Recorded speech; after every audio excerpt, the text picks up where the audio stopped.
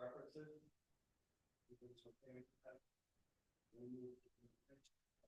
So first of all, looking at the agenda, one item I'd like to add to the agenda under new business is we need to select two right now joint.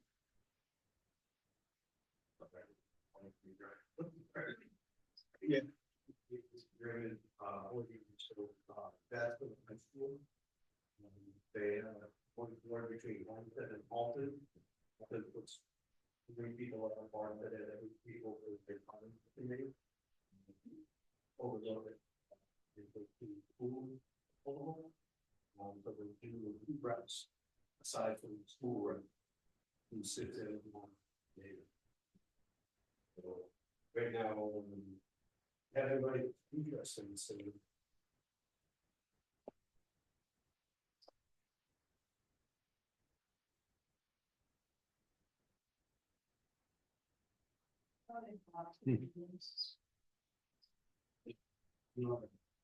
It's not.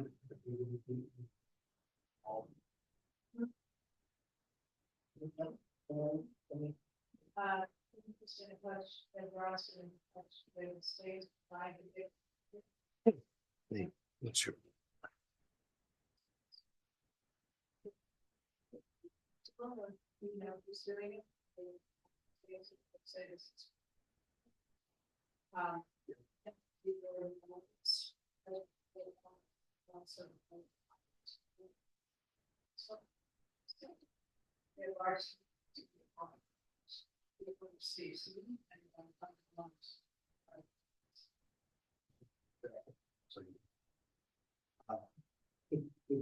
I want to have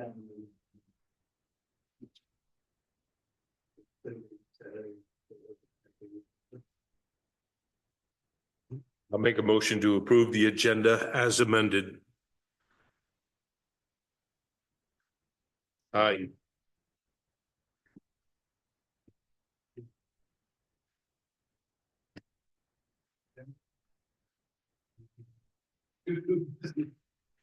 But I mean,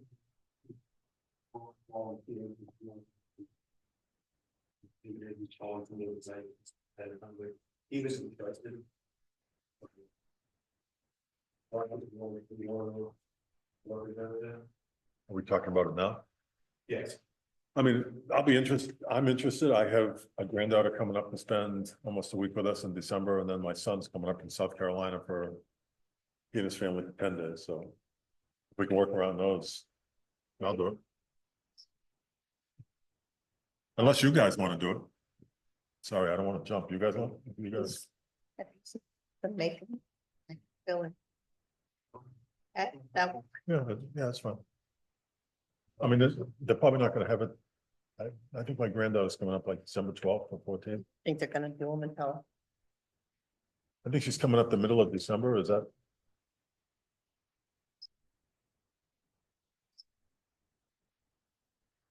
Okay.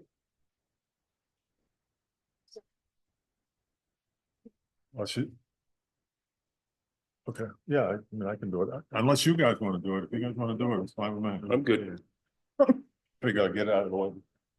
Who's the, which town is the chair? No, the budget committee, they used to have. Oh, yeah. Yeah, it's fine. Yeah, I mean, yeah, Thank you. So I will get this information to Stacy tomorrow morning and I'll have her reach out and to the school and to Deb and start coordinating dates and getting them out. Okay, yes. so what if I just bring up one more thing on the new business, like real quick? So I'm on the road and I travel, I had to go to Winchester, Mass at 3 o'clock today. If I can't be here, if I'm gonna be late, who do I let know? So I don't get, and understand. Is she here until? Yes. Yeah, she's here until 5. Usually she's here from 7 to 5. And so what if I find out like at 5:30 that there's just no way I'm gonna make it home? Well, no, I would know before that. All right. Okay. I mean, I just want to be sure because I Yeah. just don't want to. You can always call my cell phone. Yeah, Absolutely. Okay. And if you make sure you have All right, my. yeah, I Yep, just want to make sure that's all good. sure. That's fine. All right. Better today than work. So we'll go into budget presentations or proposals at this point. So right now we have 5 budgets that we haven't gone through yet. Actually 6 of them. Take that back. The 6, including water department, is separate on its own. So if you want to begin, the first one in alphabetical order would be benefits, which is 4155.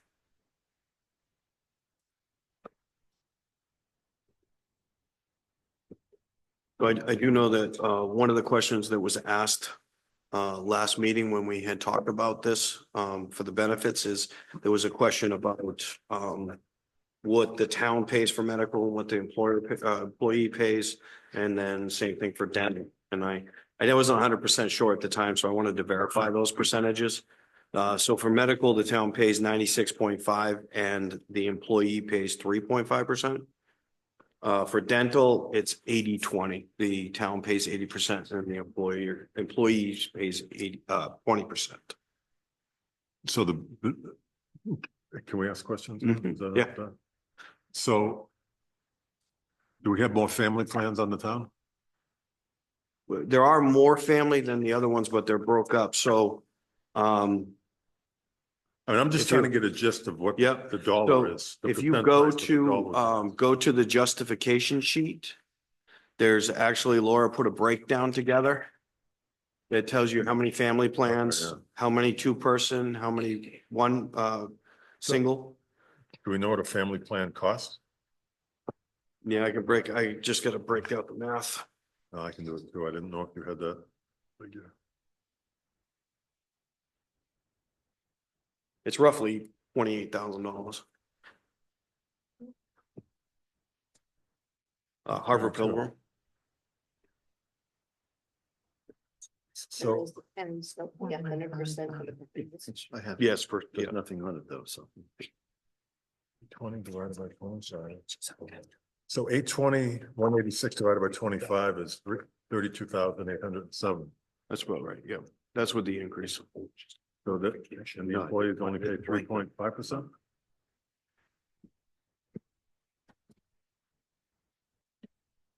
So it's $40 a week? Sorry.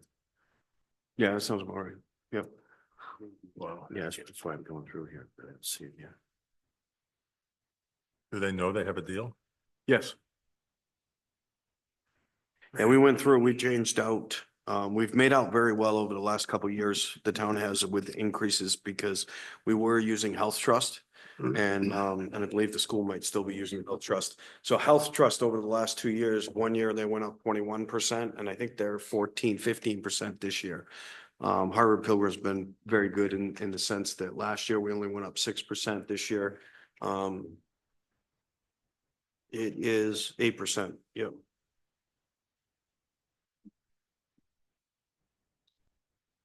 So are the people that are over 65 that work here?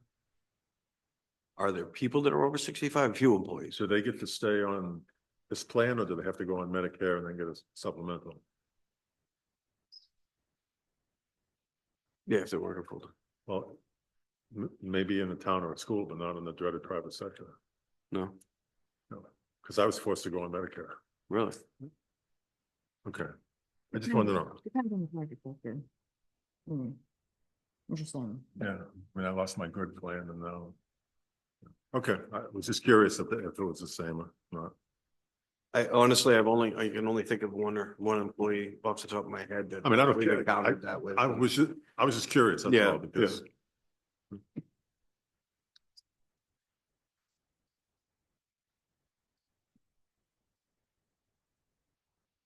No, this is part of the personnel manual. It's been adopted as far as the percentages go. We don't have any unions. Right now, the town, none of the departments, there have been in the past, there's been different departments that have either sought out unions or were union and then disbanded over the years. But currently, we haven't had any unions for a while. Mhm.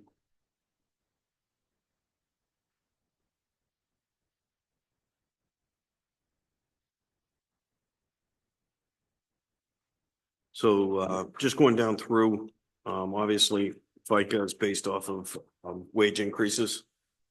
Medicare, same thing, it's wage driven. Police retirement. So police retirement, even though group 2 includes fire and police, they have different employer contributions. That's why they're broken up into different sections. You have a police and then you have a fire. And the rates are different, but it's based on the number of full-time employees that we have to contribute to the New Hampshire retirement on their behalf. And then the employee New Hampshire retirement system, that's all the group 1 employees, which would be all other full-time employees. And then life and disability insurance was level funded. That didn't go up any. 457 plans, and that's something that's an elective that's offered to employees after 2 years. It's a retirement plan, a supplemental retirement plan. And that's something basically what the town does is after 2 years, you can elect to contribute out of your paycheck and the town will match up to 3%. So. Not as you can tell by the amount in there, I don't know why, but not that many people take advantage of it, but it's a nice employee perk as part of their benefit. 3%, you said? Up to 3%. So it's based on what your weekly salary or weekly rate of pay is, not including any overtime or anything like that. So your base pay, the town will, if you contribute 3%, they'll match up to 3%. Into the 457. And then you have the ability to control the 457 as to whether you want to do like a low risk investment pool kind of thing, or if you want to step it up and take higher risk, but that's up to the individual at that. And then, like I said, fire, New Hampshire retirement, that's our contributions based on the number of full-time firefighters that we have. Fire retirees, this is a separate retirement system that the town of Alton established a long time ago. So because this year or over the last 2 years, this is the first time I'm sorry, I'm not really speaking to the microphone. Hopefully you can hear me all right. Over the last few years is our slow transition into a full-time fire department. So for all the years leading up to that, we were volunteer call.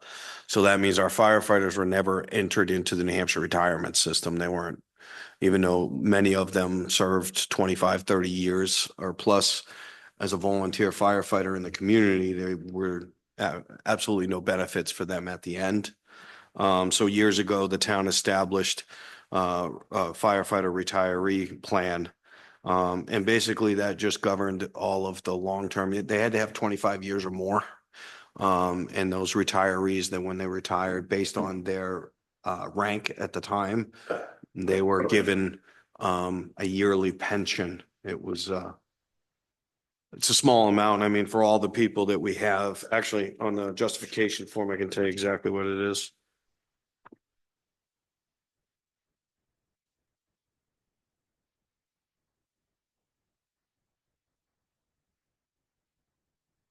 So the total amount we pay out is $13,942.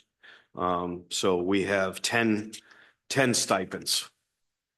So it's roughly 1,300 bucks. Give or take a rank for the year.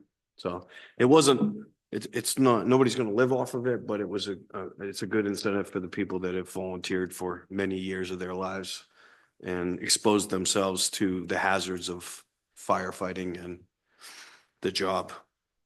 I have a question. It's Sure. not so much about the budget as I'm just curious, what you might have said this at the last meeting. When did Alton go from a volunteer on call to a paid?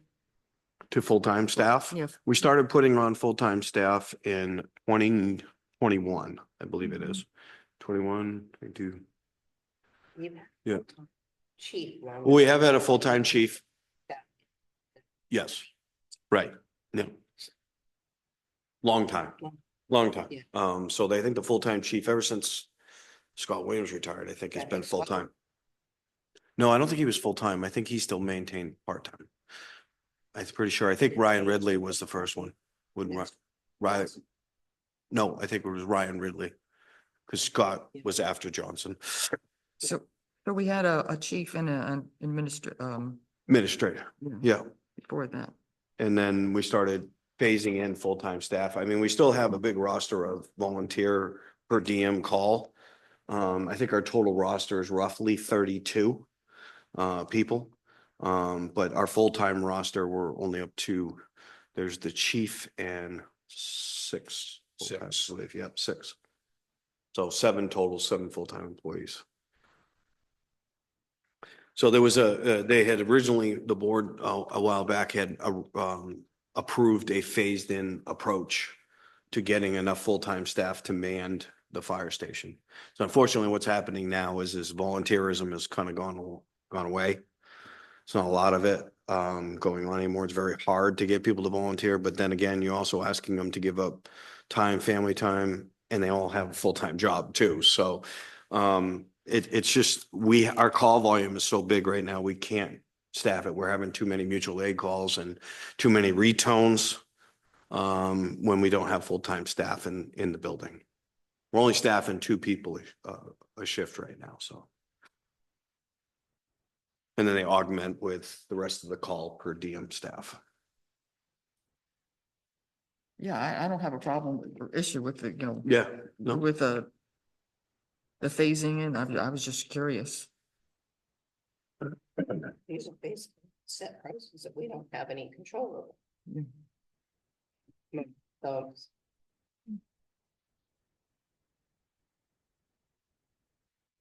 Accepted? Second that. Can I ask a question? Mhm. Says the medical went up 8.02%. Did the employees? How long has it been? 96.5 to 3.5?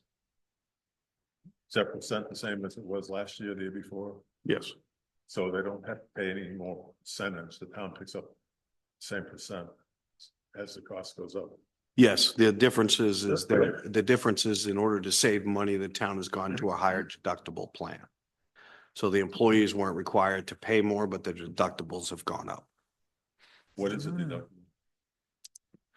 Depending on which plan, there's 3 different plans that they can Say pay family. for it. So, well, it's not the family plan, it's an HMO, there's a health, PPO. stuff like that. But for the most part, it's between 2,500 and say $5,000. Not bad at all. Mhm. It's a good plan. I mean, we have good benefits and we've shopped around. It's like I said, we're in health trust for quite a long time. And then we went into a 2-year contract with Harvard Pilgrim, and now we're continuing with that. But Harvard Pilgrim, through the interlocal trust, is sort of the agency. They have treated us very well. But like I said, we have over the years, when I first got hired, we didn't pay any deductibles really. Our copays were no more than $10. Our copay, copays have gone up and that's how the town has tried to manage their cost. Is we've tried to manage it through the higher deductible plans and copays because it gives the employee, instead of charging them a fixed amount, like say increasing their 3.5% per check to say 10% or 15%, going with a higher deductible plan, if they stay healthy, if they pay attention to their health, they do some of the other health programs that are promoted through the programs, watch their cholesterol, watch their blood pressure, things like that. They're more conscious. They save the money. They don't end up paying it out in all these deductibles. But it also, we found that it promotes smarter healthcare on the part of the employee and the patient. They shop more, they look at the different services out there. I know for a fact, one of the incidents I had, one of my kids needed an MRI and the MRI locally was almost $3,500 and I got it for $1,700 down the seacoast. But they had an online provider shopping list thing that you could look through. And that was the first time I really needed it and benefited from it. So it is helpful. But that's sort of how the town has been trying to manage their costs because our premiums are a lot less when we go to the higher deductible plan.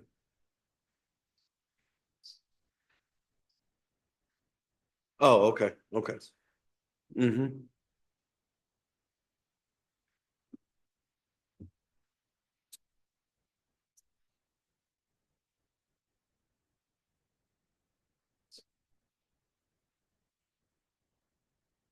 Mm-hmm.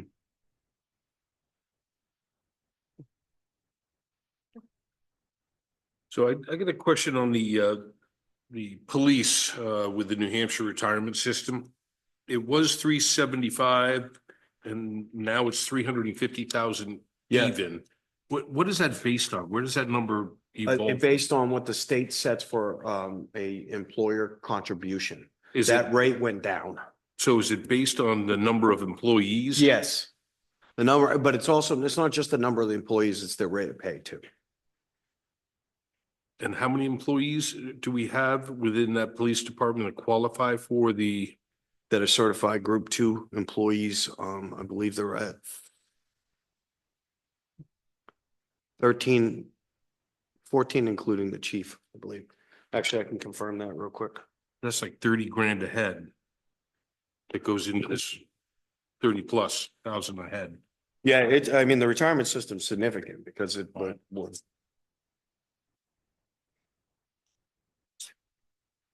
It's a very healthy contribution. Well, group 2's got a heavier rate than group 1. But the town doesn't really have a choice. But the only exempt positions are either non-full-time positions. Because they have to be contributing positions and the employees are contributing as well on their end, but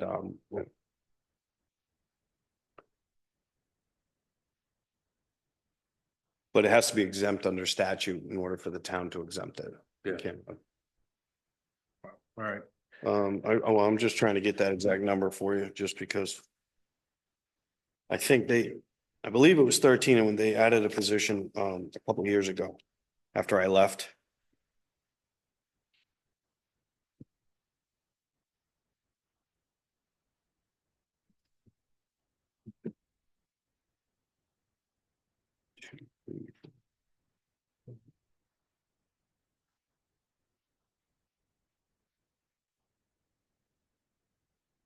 I'm sorry, it is 13.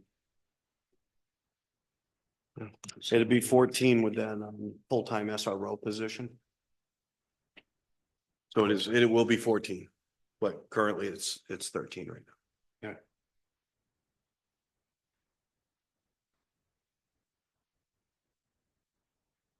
Yes. We have a motion in a second, right?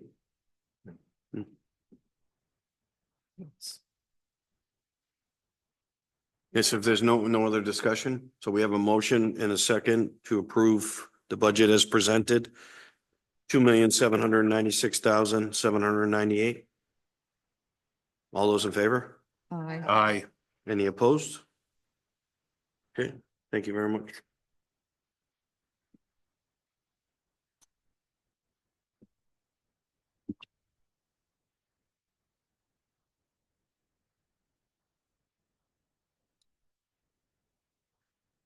Okay, the next one is Budget Committee. We're gonna revisit the Budget Committee one.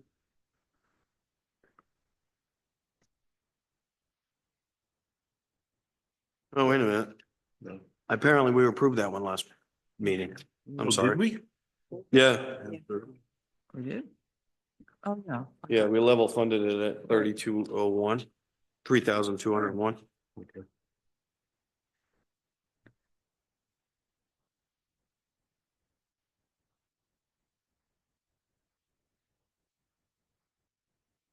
So the next one would be DPW solid waste. It's 4324.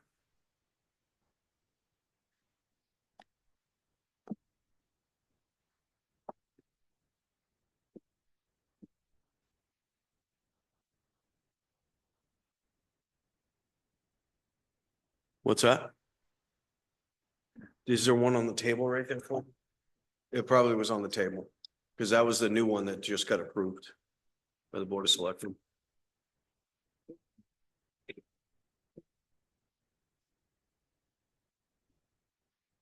So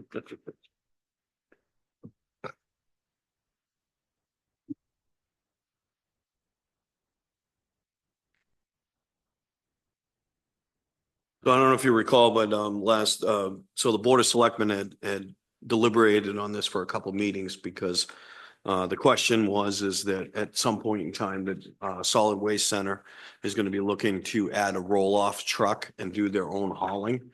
Because our dumpster hauling for solid waste and our recyclables and all that. Right now, Waste Management does all of our hauling and under contract.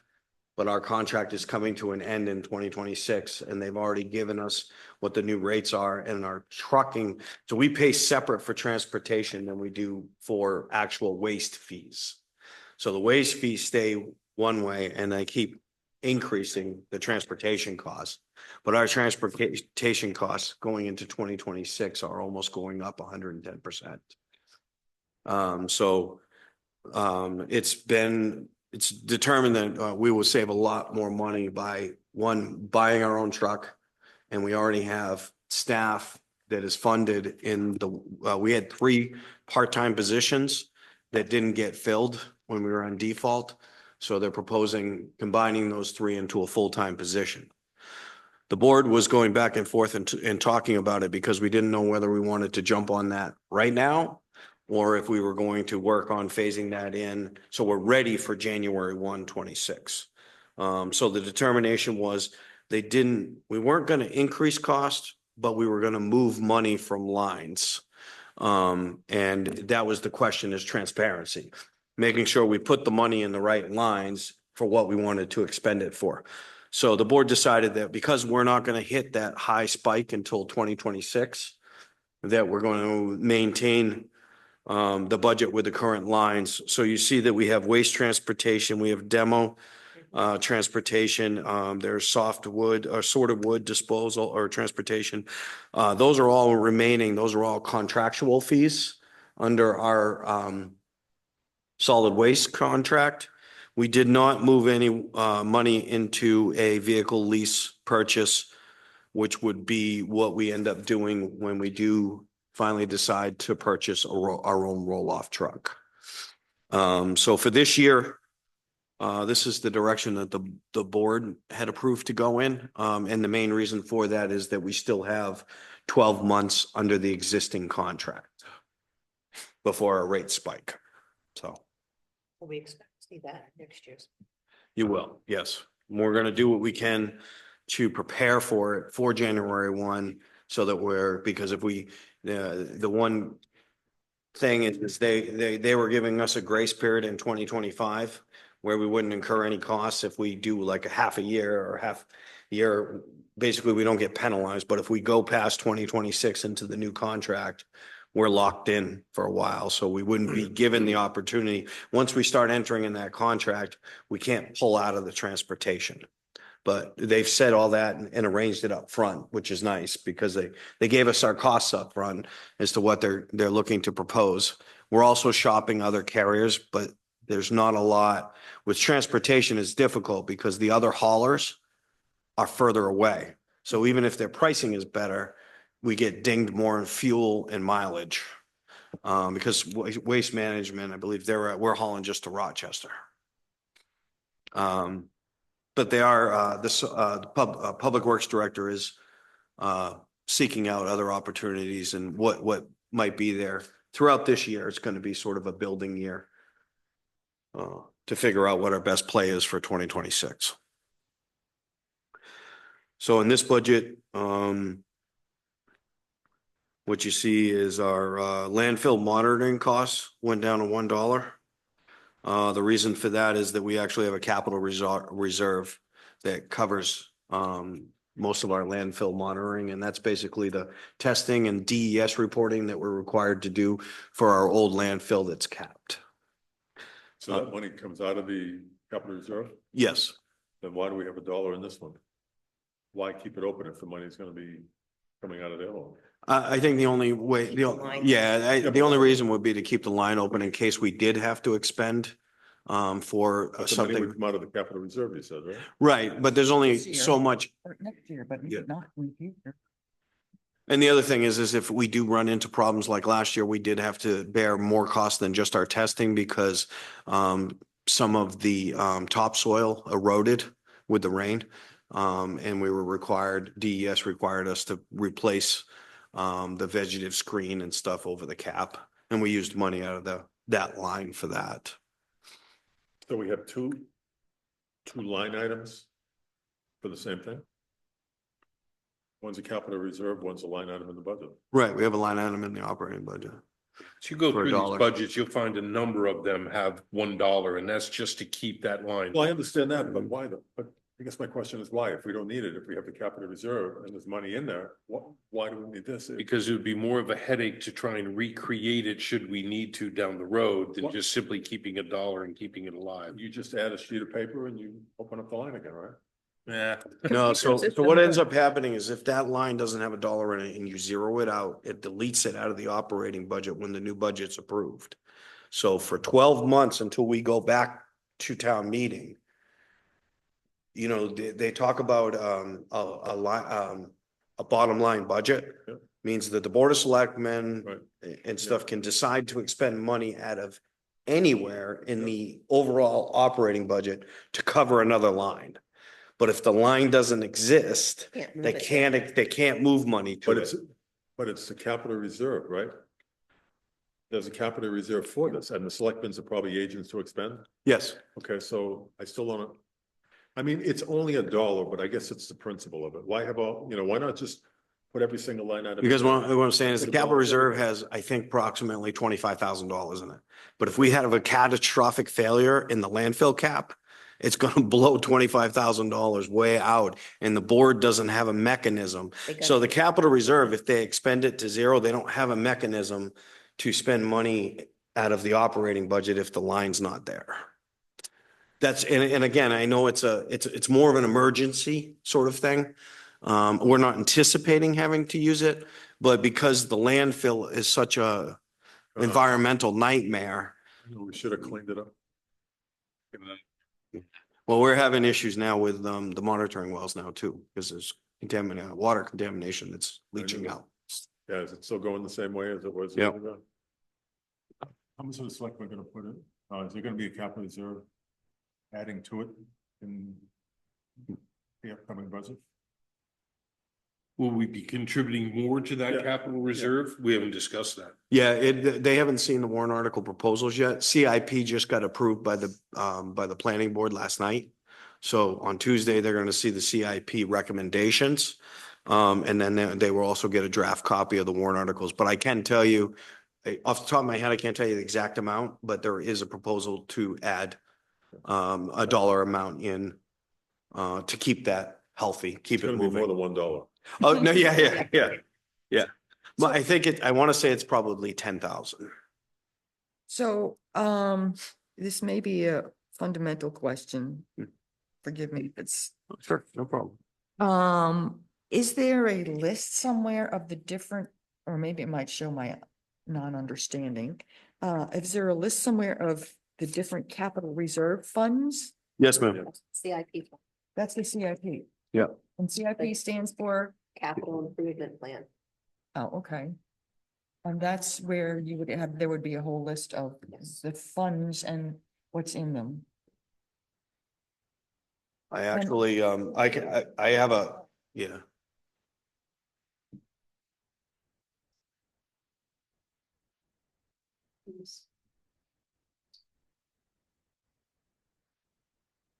But you don't buy. Right.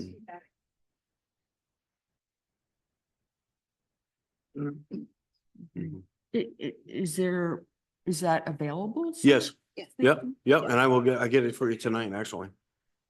Yeah, you can, it's in our town report too, every year. I have I actually, I want to say, I don't have it on me right now, but I can get one out of the office.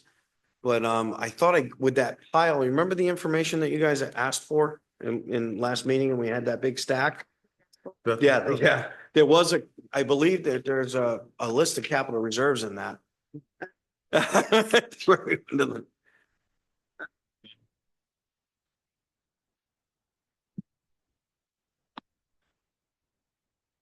I don't need to go through that now or anything. I was just interested.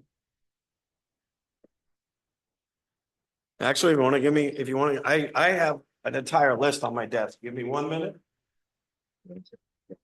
That's the CIP.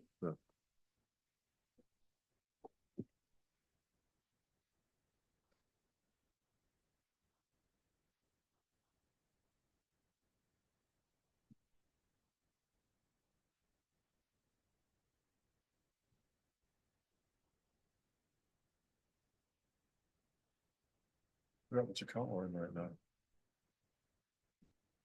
No.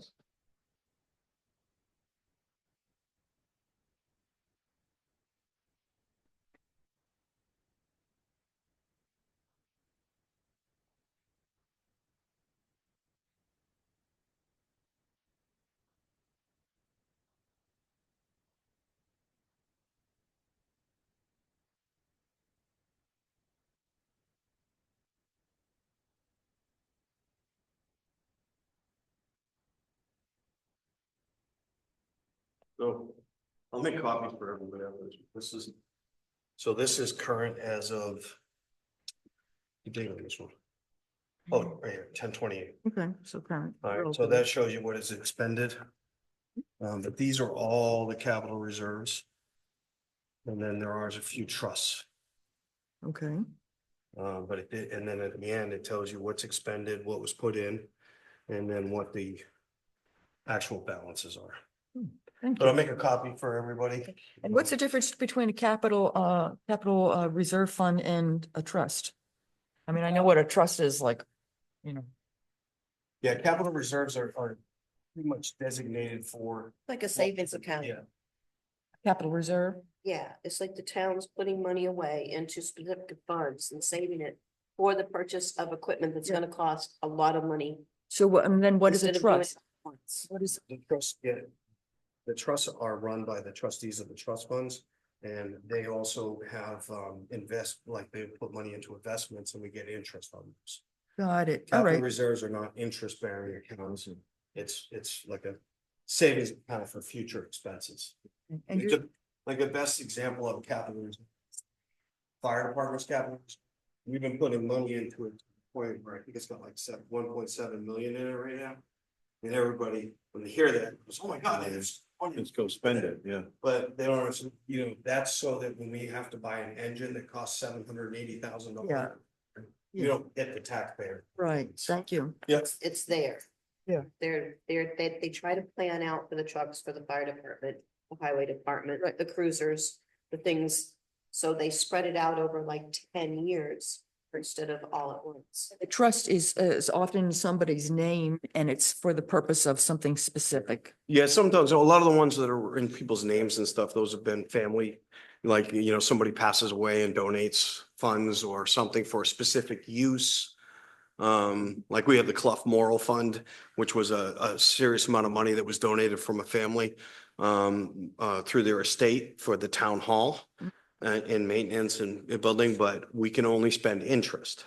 So the Right. balance, the principal is almost $1 million.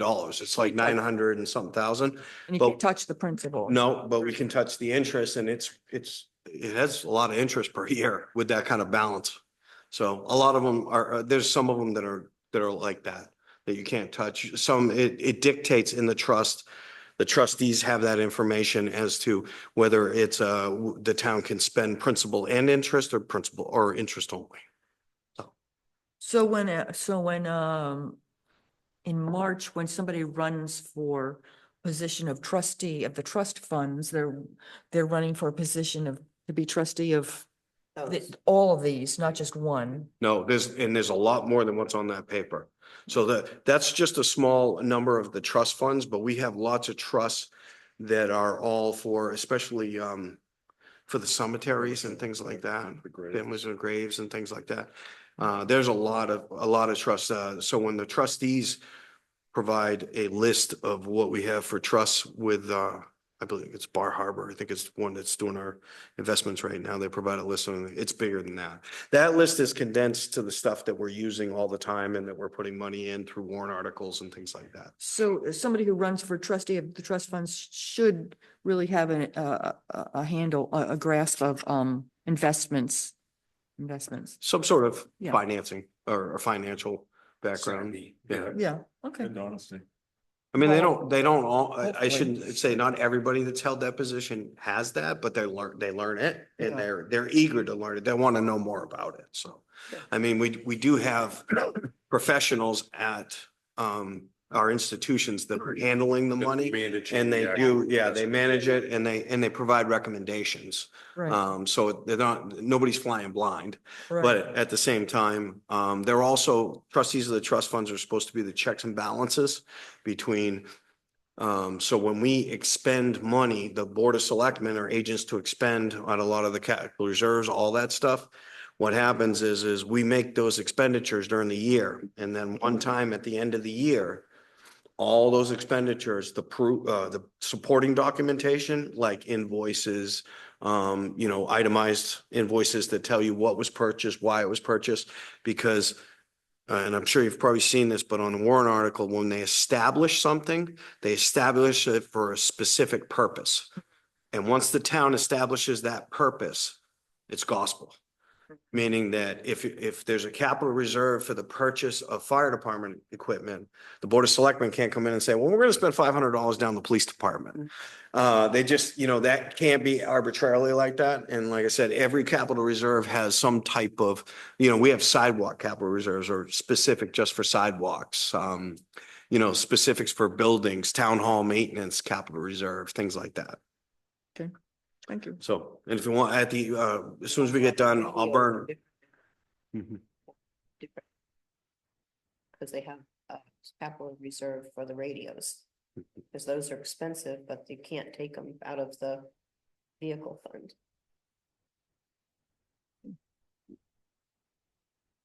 And I'll make a copy for everybody at the end of the meeting.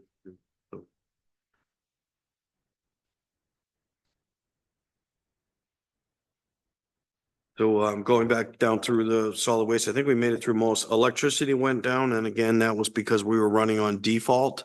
And during default, we had that big power scare where they told us that they were gonna hike like 107% or something. And we budgeted for it and it didn't really happen that way. So now most of these electrical costs you'll see we're starting to come down because the scare's over and we know what we're looking at for cost now. Yes, sir. Are they still burning waste oil up at the dump? I don't believe they're doing that at the dump. I know there was a waste oil. I'm honestly not 100% on that. I know the last waste oil furnace that I knew that they were utilizing was at Highway. Okay.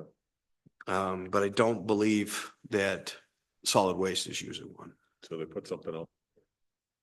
Not sure because honestly, I don't know where it played out, if there's anything in there right now.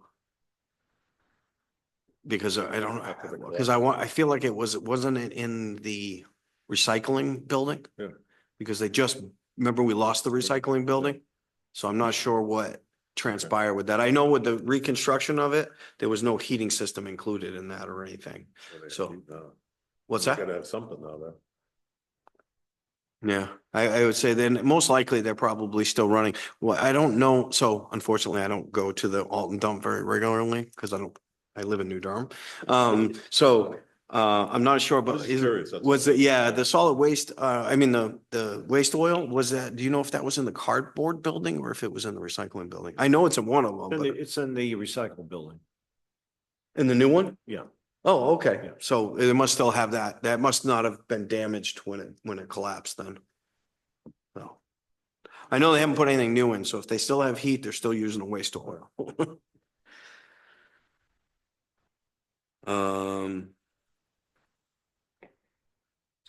But there's waste oil removal, maybe they don't have. A waste oil plant, I don't know. I'm gonna look at the, Basically, the only increases are the expenses of disposal. right, and that's all contractual, yeah, stuff with that. So on that line, Greg, waste oil removal, Yeah. it's for contaminated waste oil. So that means if it's contaminated, they can't burn it. If people mix a bunch of like antifreeze with it and oil and stuff, that's contaminated. So what that cost would go to is if we had to remove it to like Clean Harbors or stuff through hazardous waste, household hazardous waste. But the increases that you are looking at are like waste disposal fees, transportation fees, those are all built into our current waste management contract.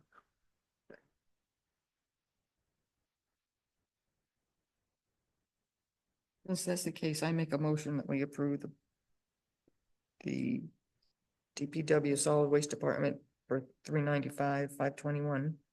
Second, Any more discussion? Okay, all in favor? Aye. Aye. Anybody opposed? All right, thank you very much. We'll go on to the next one is HHW, which stands for Household Hazardous Waste.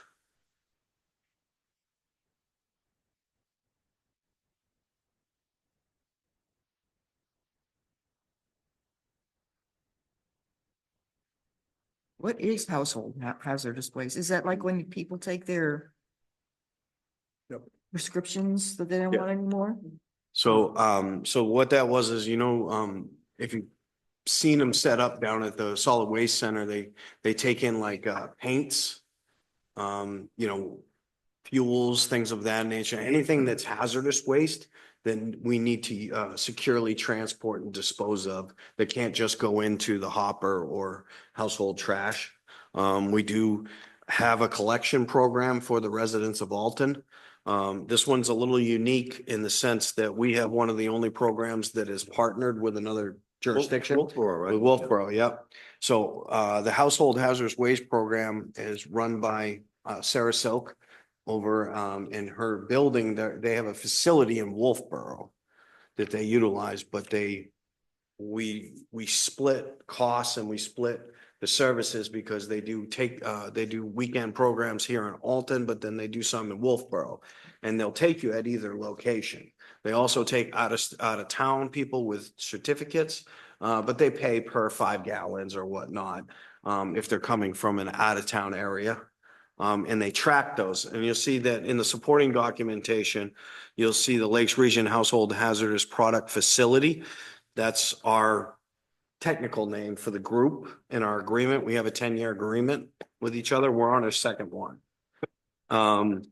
But that shows you that our total operating budget for the program is 331.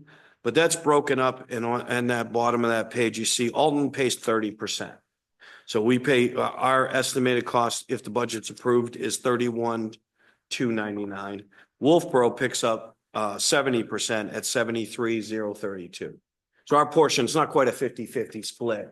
They have the facility, but they also have a little bit more people, population and things like that. And the breakdown is based off of, they track with surveys and everything of all the people that utilize it, where they're coming from.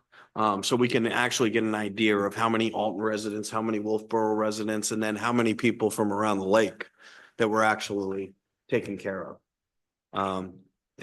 We do get a lot of people, and then they have what they call small quantity generators, which are like maybe companies, businesses, small businesses and things that generate regular hazardous waste.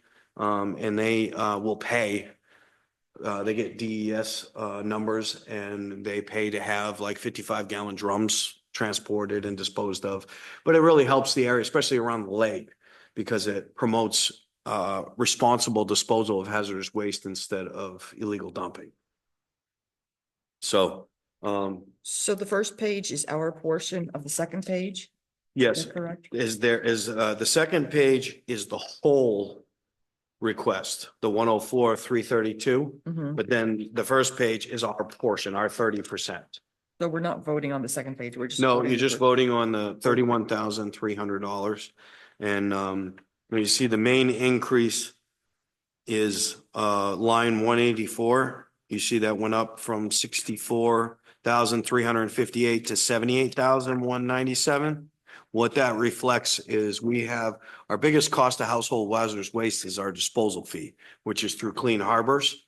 And our Clean Harbors contract, mind you, because we went to default last year, it's gone up twice now. So it's 15% over the default year because we're recuperating from 2 years worth of increases. So even though we went to default, their contract still increased. So. Oh, So these justification sheets are Alton's contribution to this? No, that's it's broken down. The justification sheet is the whole amount requested for the entire 104,33. Because that's the whole amount for that line. Like you can see the contract outside services line 188, it talks about the contractual stuff. The dumpster haul, Kingswood Press is the advertising for the collections. And then the big one is Clean Harbors contract. But that's a total because they break it up. Once they get the total cost of operations, then they break it up by percentage. So our contribution is 31.3. Yes, And this 104 is the, total amount. what's in the justifications? Yes. I mean, I just have a question. Mhm. Is it a symptom? I don't know. Telephone? Justification, US Cellular, $70 a month, consolidated communication. What are those? The telephones? The telephone is, there is a telephone on site. Okay, is Um, that the consolidated communication? Yeah, and the US Cellular is obviously a cell phone attached to the manager, but she's the one that handles all of, because they're not open 24. It's not a full-time employee, that's it's just just a part-time. One cell phone. Right, Yes. it's a lot of money. Mm. Again, it might be a little amount, but a lot of little amounts out of it.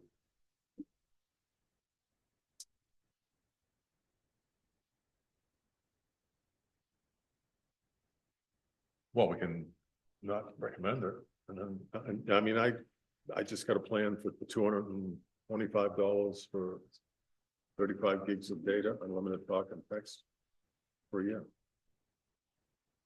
This- Okay, but Yeah.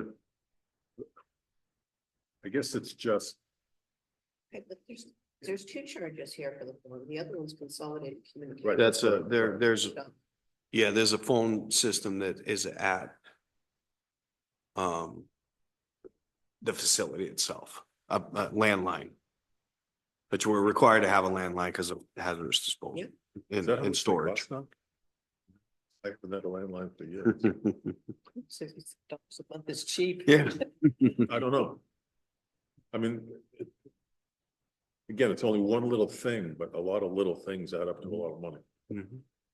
Yeah. It's just $70 is a whole lot of money to pay for a cell phone. I think.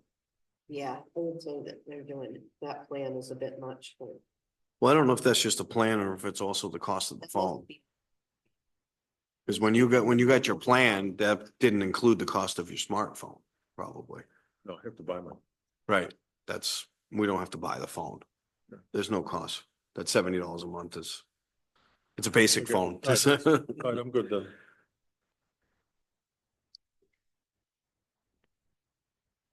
I'll make a motion to approve the HHW program 4326-802 for $31,300. Second, Question? All in favor? Aye. Anybody opposed? I'm gonna abstain.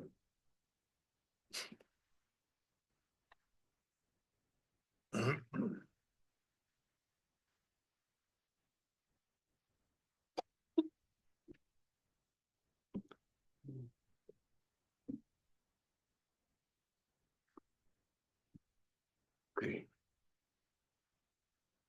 You know, I think in that cell phone thing, Ryan, I think if there was a cell phone in there, they would have put cell phone payment, They would put what? cell phone payment plus cell phone.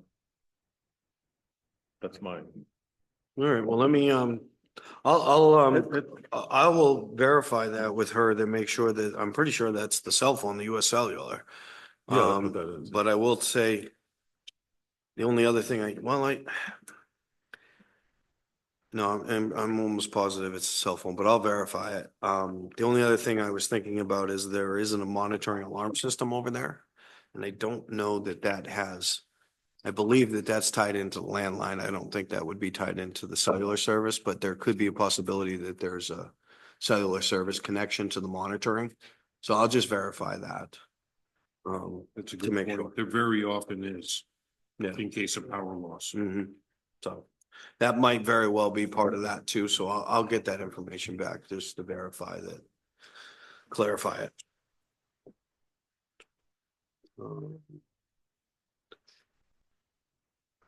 The next one is town clerk, town tax collector. That is 4132.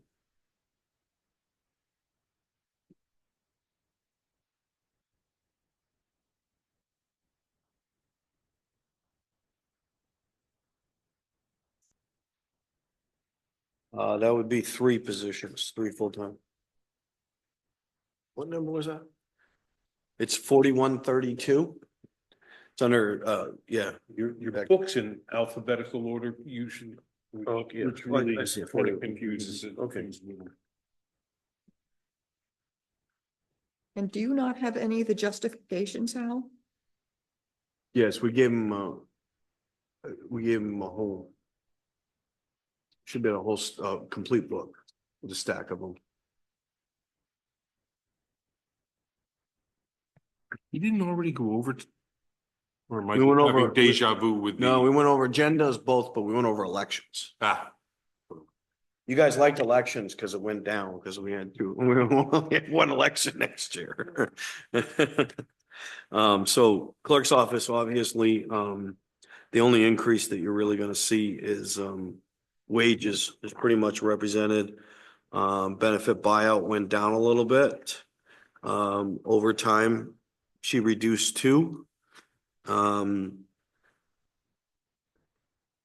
Dog licensing fees, that is the nature of the cost of our dog licensing fees went up a little less than $200.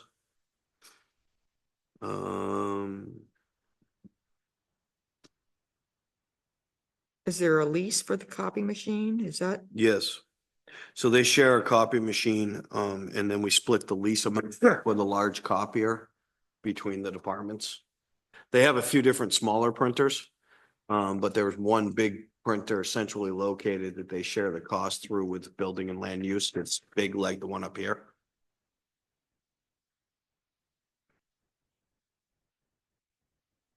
And that lease, the copier lease also includes maintenance and there's a That's maintenance expensive. agreement Yeah. and toner too, and stuff.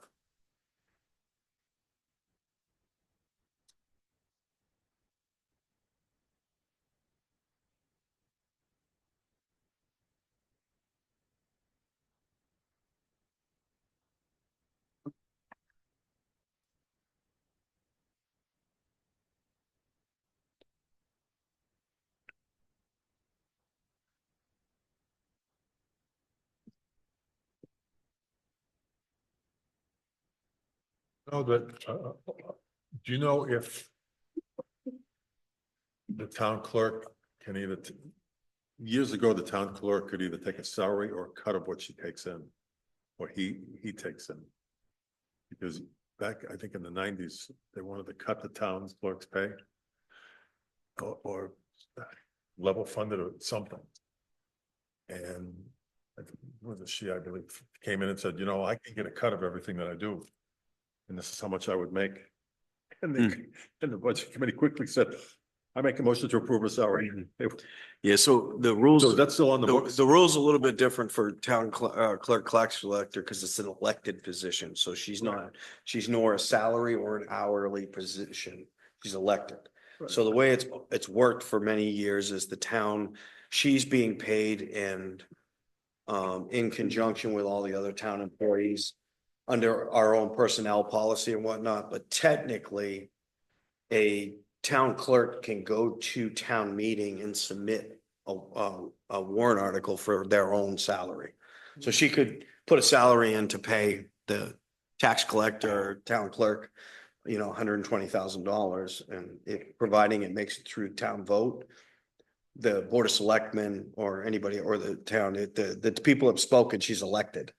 The town can pay her whatever they agree upon by warrant or things of that nature, but it's never really come up since I've been around. It hasn't come up because we've never really had any issues with lack of pay. I know it's come up in some other jurisdictions because some of the towns were neglectful of giving any regular pay increases to their clerks. And there were some clerks in smaller towns that were still making 30 grand a year.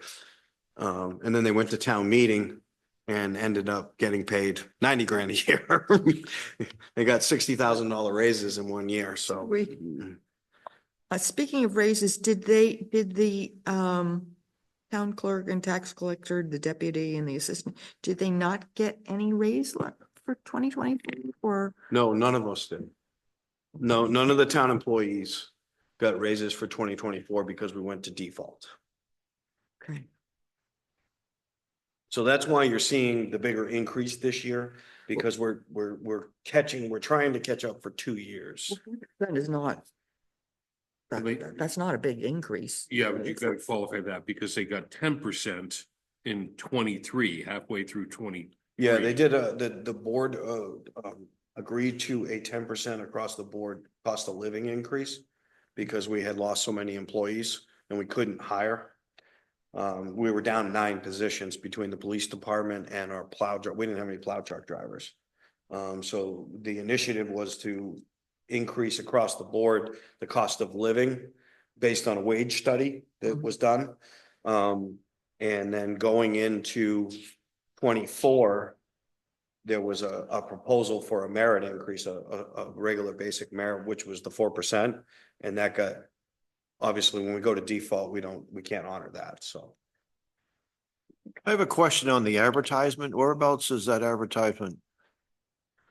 So a lot of times the advertisement comes from whether or not they're doing paper advertisements for any sort of public notices or public hearings. The other thing that sometimes we have to do is post notices when we're doing tax deed stuff for heirs, or because I know we're running into one situation where we have, actually it's not one, there's 3 different properties right now that are in danger of tax deeding, but we believe that the owners are all deceased.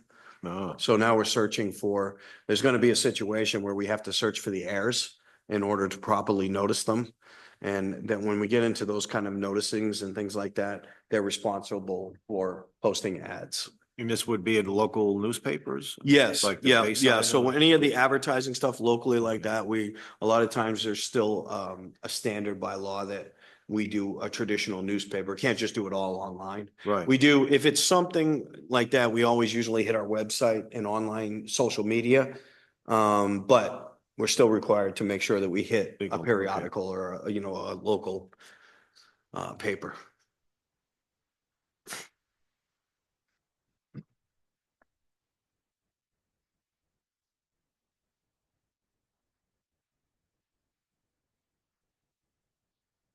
Well, I'll make the motion to approve the town clerk tax collector operating budget of $193,066. Any more discussion? All those in favor? Aye. Okay, and now we're at the last one is the water department budget. Should be your very last one in your packet.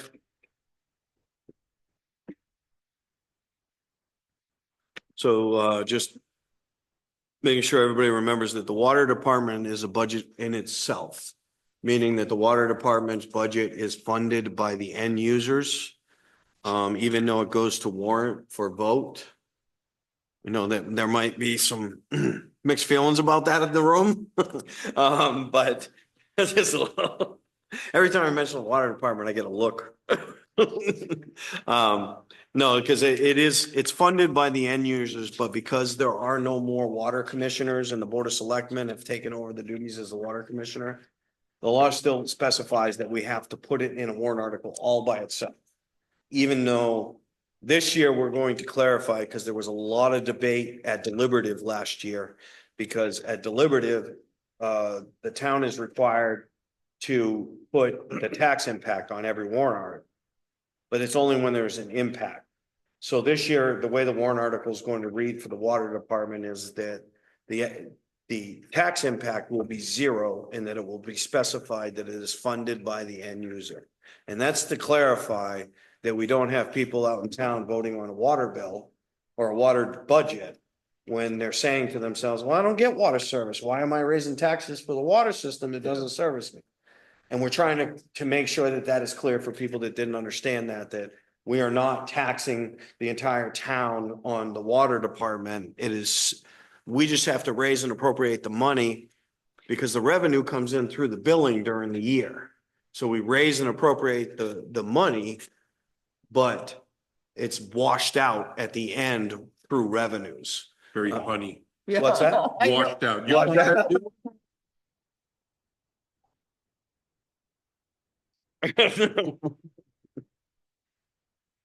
So, but anyways, I just wanted to preface that it is paid for, funded by the end users, and we're gonna do a better job this year of doing what we can to make sure that word is. To educate It's them. clear in there because there was quite a debate on the floor last year, deliberative session. And really the debate was, why is it even in the warrant? Why is it in the warrant article? And the reason for it is, and legal answered the question, but of course it didn't settle well with some taxpayers that were there that don't have water.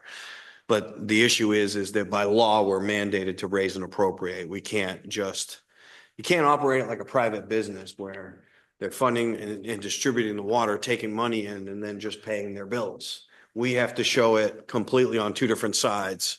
Raise and appropriate funding for the operation, and then at the end, show the revenue. And then when the auditors come in, they make it all good. But we wait until the auditors come in before they make it all good. So, but I will tell you that the water department budget is only proposed to go 0.5% increase for their entire one. Does that make you happy? 0.5? You could drill a well. Right, No, not where you're at. We're in the center of 140. I'll make a motion to approve the operating budget for the water department for a total of $541,430. Second. Any more discussion? All in favor? Aye. Anybody opposed? All right, beautiful. So that concludes the operating budget at this point, as far as all the individual budgets. I will give you a sheet like this. I will have it cleaned up for the next meeting. This is a face sheet breakdown of every single budget, what the percentage of the increase is, the overall, what the difference is. So it's a one-stop shop instead of going through all these tabs. The other thing that we're going to be working on is with the Board of Selectmen. We've had conversations, but there's going to be more conversations. So last meeting, the Board of Selectmen approved the tax rate. The tax rate did go down. It went down to 1298 from 1318. So 98 from, 1318. 1318. It went down 20 cents. Now, it went down 20 cents on the tax rate, but the town portion went down almost 73 cents. And the reason I stress that is because that 20 cents had to absorb state and local education, so. But I will say, the school, and Tim and I had a conversation, they did the best they could. I believe he held this budget to 3.5% or 3% for the entire school to try to help the town as much as they could too, because they knew that we're gonna be struggling. They didn't go to default last year, but we did. So they were, I've been working with Tim for many years now, and since from the police department up to town hall, and we've always communicated regularly, and it's been a good working relationship, and I appreciate he reached out to me on his own and said, hey, look, we did the best we could. I think they were like, and it actually might be just shy of 3%. I think it was like 2.9 or something like that. But that's still pretty remarkable given the size of their budget. So with that, I probably should have led before we talked about any budgets with the tax rate going down. Last year I was a little more nervous because it went up, but I will say that that tax rate went down 20 cents without paying it down at all. The other thing the Board of Selectmen is going to look at and they're going to talk about is we have FEMA funding that came in, large amount. We've already accepted through public hearing over $531,000. That it needs to, that doesn't need to, but the board is going to put that back in because we utilized operating funds to make all those repairs. We're being paid back from a storm in December of 22 and the floods in July of 23. So we've since made all those repairs. Now we're just getting the money back now, which is only 70%. But that 70% goes into the general fund, but can be allocated back in to offset the operating budget by warrant article. So the board is going to propose that there's some offset of our operating funds come from the FEMA funding that we received, but also our fund balance is up to 14%. The max recommended by DRA before they start putting pressure on you is 17%. Typically, we don't operate more than 7 to 10%. So right now, that puts us at just shy of 4.7 million in our fund balance. So with that said, there's going to be more money, not a lot, but there'll be more money through revenues and different things that come the audit will be going into the fund balance this year again. So the board is going to look at, since the tax rate went down, didn't make a lot of sense to pay down the tax rate even more. For the Because it made more sense to, because it already went down to even it out. It made more sense to pay down the operating budget going forward because that'll help stabilize the rate come next year, because the rate is based off what we spent last year, not what is being proposed in 25. So the tax rate, when it comes and it's set, it's behind.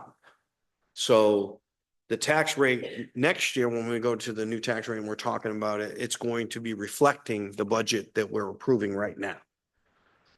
So that's why it made more sense to look towards paying this down to soften the 2-year percentage increase with the money that we had coming into the fund balance versus trying to pay the tax rate down even more, because what ends up happening is you get this up and down. Because the tax rate, if the board put it down, so just mind you, it takes $1 million to go down 30 cents on the tax rate roughly. So say the board paid down $500,000 or whatnot, we go down another 25 cents or 30 cents. Or it'd be probably less than that, but total. But in reality, our budget increase is only about $800,000. So if we put it on the operating budget moving forward, the increase going into next year is only a couple $100,000 or maybe $100,000 at the end of it. So the tax rate went down 20 cents this year. It'll probably go down slightly more again next year because our assessed value is going up every year because we have so much building going on right now. The building department is still swamped with new constructions. And every time the assessing department picks up a new home, this year we went up almost $50 million in assessed value in 1 year. So that's the idea behind it, is to try to even it out instead of putting it all in one area, making a big decrease. But then the very next year, Having a everybody, bump the next yeah, year. it's gonna be bumped back up and everybody's gonna be very unhappy. So the idea is to really kind of keep, the more we can keep the steady line and prevent the big top jumps and drops. Typically, keeps the community a lot happier. Last year you gave us, might have been towards the end of our work, some kind of a chart that showed the tax rate. Yep, And through the years. Through, I was at least 10 years, I think. I just remember that. And I was surprised at how stable, basically, it's been. I mean, it's been up some, but down some also. Yeah, but I mean, we've really tried not to hit those big drastic jumps. I mean, we would have never hit that jump last year if it hadn't have been that we faced an increase across the board. I mean, we got hit on state level, county level, town level. I mean, we only went up 43 cents, but every other Went up 50 cents. went 50 or cents or more. So there wasn't anything, the town unfortunately takes the beating on that. Because, you know, the only thing that the voter has control over is voting down the operating budget. But we're stuck with whatever the county rate is that's voted on, state education, local education. Am I missing one? County. County, yeah, so that's four. There's four. Anybody have any idea of when the county is voted on? They've already come out. Yeah, I actually, I don't have it with me. Unfortunately, it's on my office, but I have the breakdown. I believe county only went up a cent or two this year. Yeah, it wasn't last year. Yeah.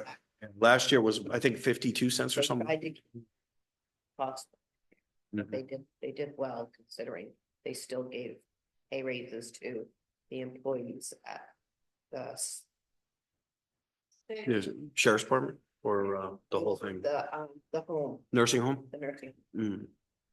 Is it?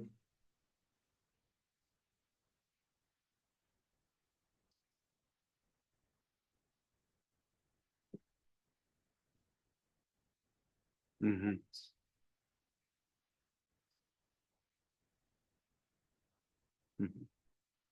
But, oh, So sorry, getting back to the 700,000? but which we talking From about FEMA? FEMA? Yeah. Overall, it'll be close to 700. Right now, we've only, the checks that we have in that the board is taking in Yeah. is over 531,000. So the board accepted the money, Mhm. right? The 531. And where does it go now? Bank or something, does it have to be allocated with The a certain general fund. timeframe?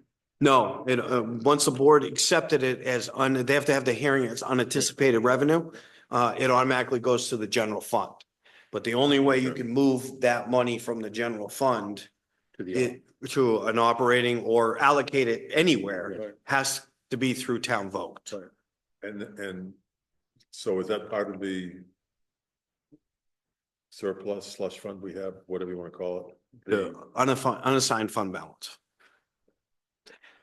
So it's. But that's all of our revenues coming Oh, in. that's where it is now. Yes, Okay. but that's not part of the 4.6. Because that 4.6, I don't believe that money had been accepted and put in when the auditors, that 4.6 million is part of the auditor's number, and that money hadn't been put in yet. I don't believe. I can verify that, but I don't believe that 531 is part of the 4.6. But it's gonna be put, It is gonna be, but the numbers that came in were coming from the auditors and the auditors report. Didn't include Yeah, that. there was a time lapse in We that. have the deposit, yeah. gonna be more coming. There is more. We're waiting on another check from FEMA. It's already been approved. We've already closed out with FEMA and that's roughly another $171,000. So that had nothing to do with if you had a certain flag flying in front of your house, you wouldn't get aid? Let's say that again. My kid is in South Carolina and he got hammered and FEMA gave him nothing. His house got like almost destroyed. They gave him nothing. He applied for the $750 and they laughed at him. Yeah. So. No, you know the reports that came in from North Carolina. No, I didn't know where you were going with that. Now I figured Just it a little out. levity there, Yeah. just to try to make me happy. Okay. Yeah, no, I think we did our, unfortunately, the FEMA process takes about a year. So we've been in process and submitting all of these work orders and everything else. Yeah, so fortunately, I think this is when things were still healthy. We were able to get our Yeah. reimbursement. So the selectmen are gonna try to offset next year? That's correct. Yeah. That's. So yeah, the idea, and again, the board hasn't voted on a total amount or how they want to go about it, but the conversations and my recommendations to them is that when we actually write the operating budget to raise and appropriate, so many $1 million or whatnot, the actually wording would be in there that they would be voting on that says, and 500,000 to be offset by 500,000 from the fund balance. Or whatever that dollar amount is. Yeah. So the voters will actually see that. Because I do know that there was some, again, there was discussion at deliberative and there's been some grumbles out in the community about utilizing some of that fund balance to help ease the burden. Whether, because we ease it through this manner, it still helps in the taxes all the way. Put in. Offset it with the 700,000, you're still gonna have 4.6 sitting in the bank. Yeah, we'll have plenty of money in there and the biggest thing about having that fund balance is the reason they keep it and they keep it healthy, the DRA or the DRA asks you to do that and most towns, if they're healthy and wealthy, they do keep that money in there. It's because it's our bond rating. So we get a really good bond rating. If we go build a school, build a safety building, build a whatever, we need to bond. It's based on, it's like our credit score, like an individual credit score. So what we have in our fund balance will give us the best bond rating. And right now we can't get much better than where we're at.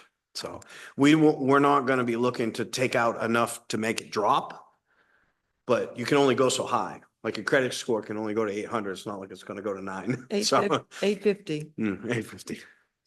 I don't think I've made it to 850 before, so.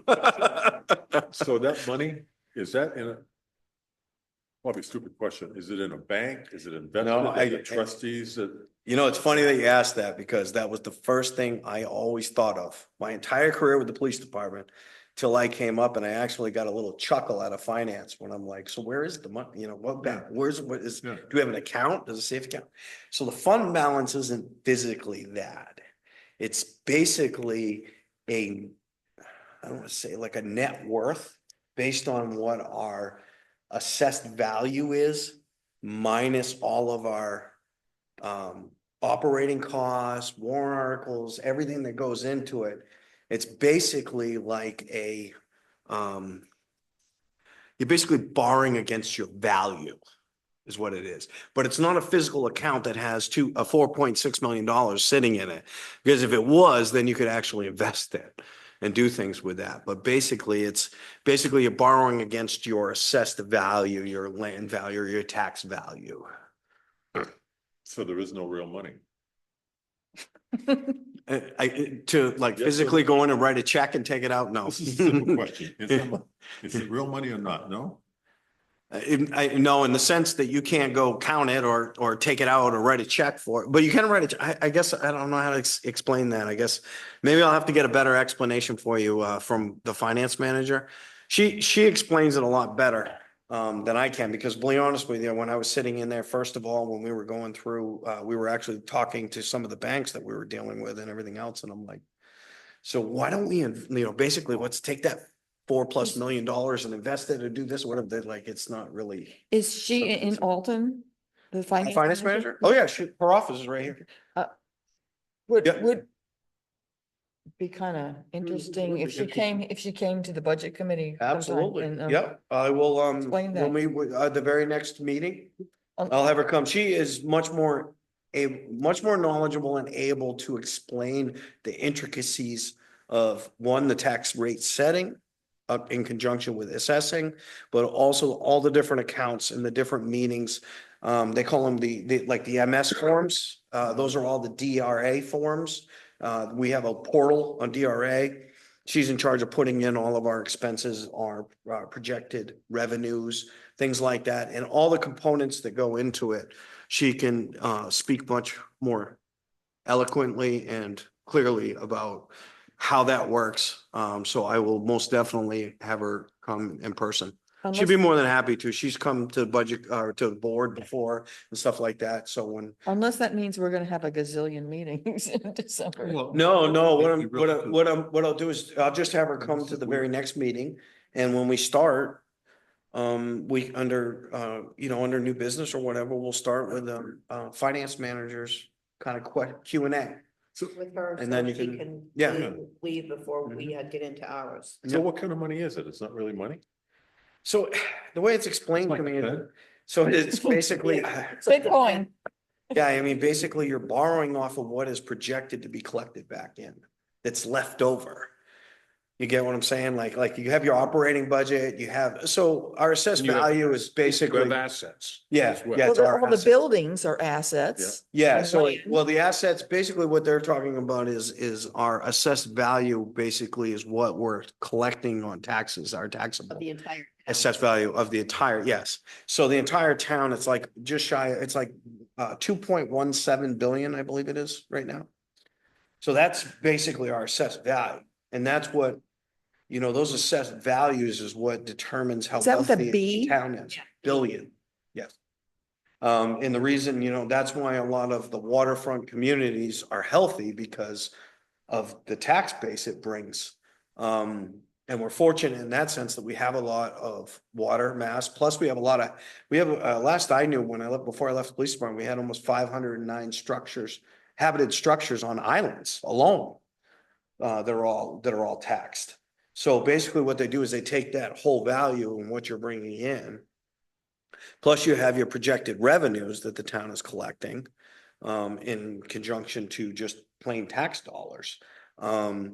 And then they subtract basically what the school costs, what we have to pay for county tax, what they pay for, and all of it comes out in the end. And there's basically like a net value that's left every year. But that's how they kind of set the tax rate based on projected incomes, operating costs. And then they try to figure out basically what the town has for debt. And that's what you have to raise through taxation to cover your operating debt moving forward. It's very Sounds complicated. like a shell game. It's, I mean, it sounds- it's not really, it's you just get that rid of all of there's just so many moving parts, but that's why, to be honest with you, I'm not gonna sit here and pretend that I can tell you all the ins and outs. That we have a finance manager for a reason, because that's a full-time job in itself. Well, will she mind my stupid questions? No. To be honest with you, I think she really likes educating people, Yeah. especially taxpayers, because she's the go-to that when I get those questions, like if the tax rate changes and people call up and they're very upset, I put her on the phone with them, and she can usually, and if she can't simplify it enough or make it make sense, a lot of times she'll write up or type up an example or some sort of thing. She did that last year a lot for people to sort of explain to them how the breakdown of the tax rate went up, but the town rate didn't go up that high. And a lot of people just didn't understand that the tax rate is compiled of all those 4 different elements. And Even though it's unfortunately, spelled out in the bill. yeah, but unfortunately, they don't understand that, some voters feel just flat out that my vote, whatever I vote for, should have an impact, and it only impacts the town. It does not, there's no impact when they vote on our warrant to the county, the state, or anything like that. Oh, I shouldn't say just the town, Local school too. I mean, obviously, local school too. They need to get involved in the county or the state. That's right. The other ones. Every now and then would ask about the money in a budget committee meeting, and I was told, yeah, it's money, it's put away or something like that. But it isn't money, it's like, It's value. It's value, really. so it kind of means nothing, really. Means Well, nothing, but let's, Yeah, well, I'll let Laura talk to you about how that goes, but it means a lot because it means, it, like I said, it sets our bond rating. Because that's what it means, that the town is worth a lot, is worth that much. It has that much to offer and so bring. how can the selectmen take money out of that, what was it, 12% or 14%? We're at 14%. Okay, so how do you reduce that? How do you take money out? And put it toward the operating budget or put it towards something? So basically, I mean, if it doesn't exist, if it's not money, right, if it's not cash or something, you can write a check to pay a bill. I'll let her answer that one. That one's it's a little more trickier because I'd rather have her Okay. articulate that because I just don't want to get it wrong. In the sense that my understanding of it is basically you're always operating behind because you only collect taxes twice a year. So when you start out and you have all these bills and you're doing this, basically your fund balance is basically gauged on what you're gonna have left over. So if they allocate to it, basically at the end of the year, So there's leftover money. Where does that leftover cash go? they would, our general fund. let's let Laura. Yeah. We're gonna just spin in Now that I circles really here know, until Laura can. I know what you're looking for, I mean, whatever, I'll prepare her for the next Town meeting. can't Yeah, by yeah, law yeah, spend yeah, more than yeah. they- And how They it get. works. So there's always something left over. Where does that leftover? Like, say there's Because 50,000 left, and the So the- selectmen say, well, we're gonna spend 40,000 on stuff we want to. Where does the 10,000 go? Well, our next meeting, we don't want to Okay, be here till so the midnight.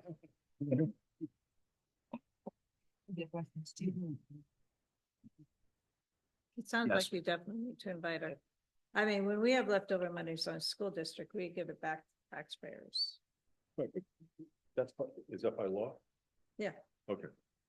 But okay, so You the, can encumber some for certain projects. So if Right. there's a need for the pavement to be done because it happened over the winter that we lost some of the pavement, you can encumber the funds Right. for that. But there are only certain pieces that you can do by encumbering money. Otherwise, you give it back. all right, I'm gonna show.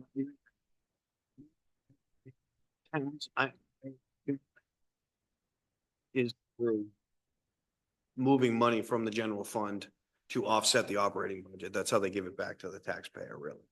Because you're paying it now moving forward. Same thing. It's a different. If you pay down, it's just yeah, it's just a different way to do it. process, but that's how it goes. But I think it's a great idea that if you have questions like that, I'm not gonna pretend to be able to answer them as thoroughly as she could, so.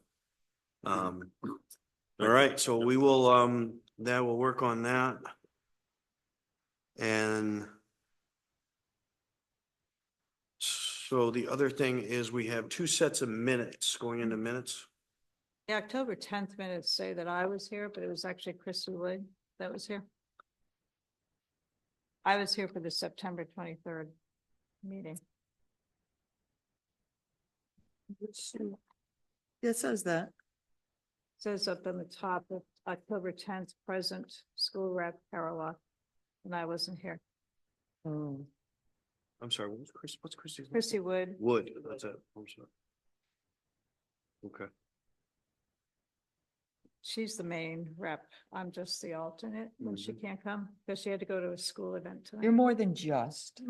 Oh, thank you. mhm.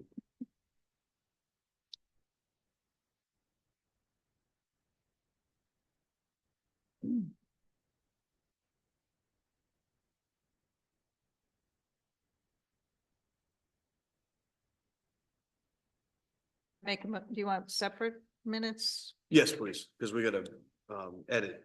Like you Right, said, we'll with- make a motion, we accept the minutes of September 23rd as posted.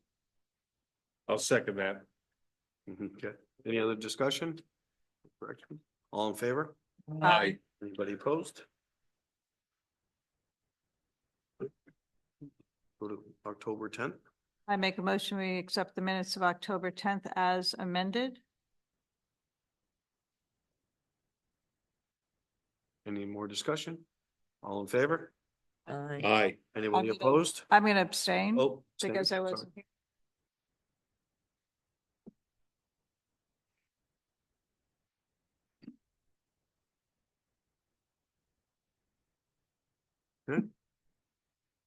So there's the minutes, other business. When did you want to meet with the school? I mean, Tim said he's open, so. Oh, to meet with the school coming, well, Plus we have to we don't present- have any we don't have any meeting dates scheduled, so my first thing was to see how the board feels about. So the next the first two Wednesdays in December are available. For here, unfortunately, going forward, we're gonna run into Thanksgiving break. At the end of November, but December 4th and December 11th, if you guys are available, do you want to meet both Wednesdays and try to get it as much done as we can before Christmas? I'm fine with it. I'm sorry, I was zoned out. All right, December 4th and 11th, it's the first two Wednesdays in December. Yep, I'm good with that. Okay with me. Okay. Fourth, I'm good for. mm, uh, Yeah. 11th. Yep. Works for me. I just texted Christy to see if she's available, but if she's not, I don't think I. So what I'll be probably working for on the 4th, just so you know, I'll be working to try to get you, one, the default budget, and two, warrant articles. To look at least drafts, even if we're not voting on them at that time. It depends on where the Board of Selectmen is with voting on them. But I'm trying to get you information ahead of time, even if so at least you have more time to digest it. The December 11th is a concert, a winter concert for the K-8, and I'll have to go to that because of my grandson, and Christy will have to go that because of her son. I can't skip the concert. He'd be brokenhearted. So the two of us won't be available on the 11th. The 4th, we do happily, my daughter puts the events into my calendar. There you go. All right, well, if everybody else is okay, then we can still move forward with the 11th, because we'll still have plenty for a quorum. We'll see how things go on the 4th. And then we can see where we're going, but I just want to get some dates on the books right now that I know that we at least have a quorum for. Just because I know that everybody's gonna have conflicts coming through Right. December. Yeah, I can't. And then skip that. in January is when we look to have everything set for a public hearing. So between Christmas and New Year's, usually there's a big gap in there where nobody's really available, so. So when do you want to meet with the school rep? You want to meet with John? If he's available on the 4th, I Okay. would love to, schedule him on the 4th, then that way one of the representatives will be here too. Okay,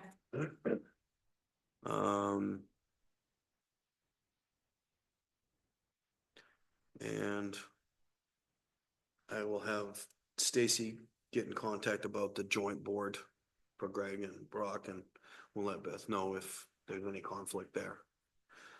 So they'll send me an email with. Yes, the tentative Stacy, dates? yeah, Okay, thank yeah, you. so. So other than that, I guess the dates is really all that I had. Moving forward, I think just if I didn't forget anything, does anybody have anything else they can think of for new business or other business? no, I'll email Stacy when I find out about Tim. We have another meeting tomorrow night. This is my 4th this week. Tomorrow's 5th. You got me beat. I'm on my 3rd this week. All righty then. I'll make a motion to adjourn. Do we have a second? Yep. Oh, okay. All in favor? Aye. Any opposed? All right, please, can you shut your They microphone oppose, off? they can lock the place up, right?